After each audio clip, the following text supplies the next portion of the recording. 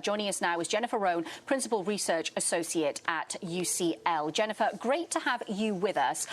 What should be the US's approach from here?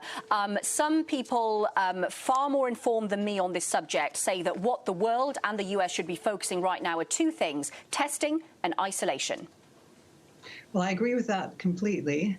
If there are enough tests to test everyone, we would have a really good handle on how many people are infected, who should go out, who should stay in.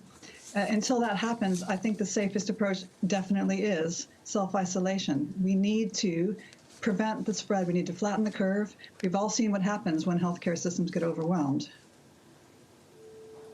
Yeah, absolutely. And yet you have President Trump pushing for a reopening of the U.S. economy by Easter on April 12th. The potential ramifications, of course, are exactly what you've referred to: pressure on the healthcare system if we get a resurgence of cases. What could be the actual fallout if this does go ahead? I think it's too optimistic to start business as usual so quickly.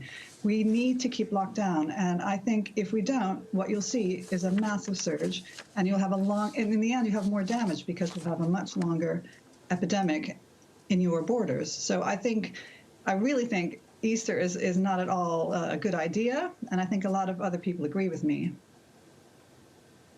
Yeah, and the other thing that a lot of people are saying, Jennifer, is that this is not going to be the first pandemic epidemic. Of course, we've had other similar respiratory diseases in the past. But if this is going to keep happening, how should healthcare systems and governments be preparing themselves for future pandemics right now?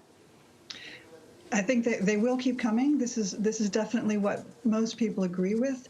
I think the only thing that we can do is to be prepared, and to be prepared for a pandemic about which you know nothing requires a lot of scientific research. It requires money into research. What we need are diagnostic tests that can be deployed in a plug-and-play sort of way. So diagnostic tests for the kind of viruses that we think will be coming. I mean, we know about these viruses. We know they're out there. We've known about coronaviruses for years. We knew about SARS and MERS, yet we still didn't have in place the robust things that we need, like a vaccine. So I think it's scientific research is what we need to come to our rescue in the future. Jennifer, how is it that parts of Asia managed to contain the virus so successfully in a matter of a few weeks? Well, the countries that were successful were either completely locked down or doing massive testing, massive contact screening. They were surveilling people who were walking around. They had GPS trackers on them. They were really, really hardcore surveillance efforts. Now, if we're not doing that and we're not testing, then, of course, people will spread the virus because they don't know they have it.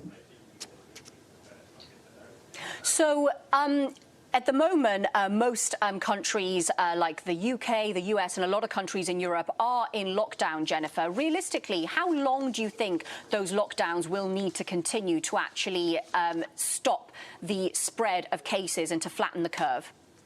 It's impossible to say for sure, of course, but most people are thinking we're looking at months rather than weeks. And the question is, how long will people be able to tolerate this lockdown? I'm in lockdown at the moment. It's hard. I'm teaching my child. I'm doing a full-time job online. It's difficult. So I think it's almost unprecedented what they're asking us to do. But on the other hand, I do believe that it is necessary. But keep in mind, there are drugs coming down the pipeline. There's a vaccine coming down the pipeline. So with any luck, some of these drugs might work. And what do we actually know for sure in terms of the seasonality of the virus and how it's actually spread? Well, we don't know anything for sure.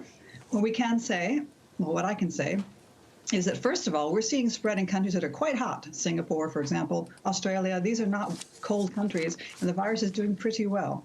And as far as sort of how it spreads, again, a little bit of uncertainty there. Initially, we thought it was only through droplets being expelled from sneezes and coughs.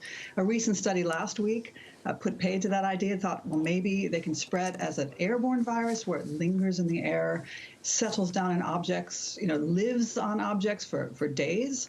So we're not really sure how it spreads. I think the main way it spreads is still thought to be through droplets, but we cannot discount the fact that there could be an airborne component.